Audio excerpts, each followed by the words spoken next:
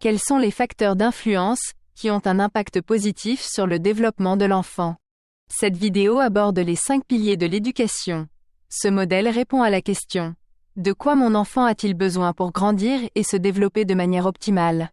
Si d'autres sujets liés à la parentalité vous intéressent, soutenez la chaîne et abonnez-vous gratuitement. Commençons et apprécions la vidéo. Le modèle des 5 piliers de la parentalité est conçu pour servir de guide et de soutien aux parents. Le modèle vise à soutenir les parents dans l'éducation de leurs enfants. Les 5 piliers aiguisent la conscience du développement de l'enfant et créent une compréhension élargie. Les 5 piliers sont un outil précieux que les parents peuvent utiliser pour réfléchir à leur style parental et à leur relation avec leurs enfants, toujours avec la question centrale: de quoi mon enfant a-t-il besoin pour se développer et s'épanouir de manière optimale? Ces résultats sont précieux non seulement pour les parents, mais aussi pour les professionnels de l'éducation. Commençons par les piliers individuels. Le premier pilier, l'amour et la chaleur émotionnelle. La chaleur et l'amour sont fondamentaux dans toute relation parentale. L'amour et l'acceptation d'un enfant constituent un fondement essentiel à son développement optimal. Chaque enfant est précieux par sa simple présence. Il doit se sentir en sécurité et avoir ainsi la possibilité de vivre ses propres expériences.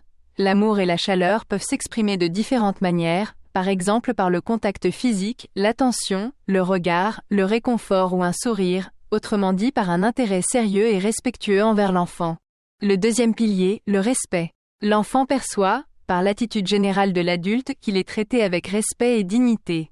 Cela signifie qu'on lui fait confiance pour faire certaines choses, comme trouver seul des solutions aux problèmes. Il est respecté et soutenu dans son individualité. L'adulte peut avoir des opinions différentes sur certains sujets. Cependant, il est important que ces opinions soient valorisées et qu'elles puissent être mises à l'épreuve. C'est essentiel au développement du caractère et à l'estime de soi de l'enfant. Le troisième pilier est la coopération. La coopération entre l'enfant et l'adulte est essentielle. L'adulte n'est pas le seul à être aveuglément suivi. Bien sûr, il existe des règles et des structures que l'enfant doit respecter, même s'il ne les comprend pas au départ. Mais autant que possible, il doit y avoir une compréhension mutuelle et une lutte pour la compréhension. Les adultes ont un point de vue, tout comme les enfants. Les deux points de vue sont importants et méritent d'être pris en compte. Un exemple concret est la formulation de règles de groupe en garderie. Ces règles doivent être établies avec les enfants. Il serait contre-productif que des professionnels les établissent sans accord, obligeant les enfants à les suivre aveuglément. Il faut donner à l'enfant des responsabilités et de l'espace. Même si la coopération dans la relation est le processus de développement et le chemin le plus difficile, elle est précieuse pour son développement. Les discussions et les disputes sont autorisées. Pilier 4, structure et engagement.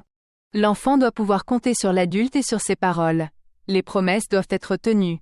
Elles structurent le processus d'apprentissage plutôt que de le rendre complètement chaotique. Un enfant ne prendra pas les adultes au sérieux sans structure. Des obligations d'expérience. Pourquoi en serait-il ainsi? Ce qui est dit n'aura aucune valeur et sera de toute façon différent. L'enfant est guidé dans ses actions par la structure et l'engagement. Un environnement prévisible est créé pour les enfants, ce qui leur apporte un sentiment de sécurité et de confiance. Pilier 5, accompagner. Chaque enfant a une curiosité innée. Il veut apprendre, comprendre et expérimenter. Il est curieux et ouvert à de nombreuses nouveautés. Idéalement, l'apprentissage est autodirigé, ce qui signifie que l'enfant découvre les choses et les relations par lui-même. Cet apprentissage peut être créé ou accompagné par un adulte. L'adulte se tient à l'écart et répond aux questions ou propose de nouvelles motivations et stimuli. Un apprentissage significatif et efficace ne peut être obtenu par la coercition. Les 5 piliers constituent le fondement d'une éducation et d'un développement harmonieux pour l'enfant. Grâce à ces 5 piliers, les enfants apprennent à développer un caractère optimal et sont préparés à tracer leur propre chemin de vie en tant qu'individus responsables et indépendants. Pour ne manquer aucune vidéo, abonnez-vous et soutenez la chaîne. Merci beaucoup et à bientôt.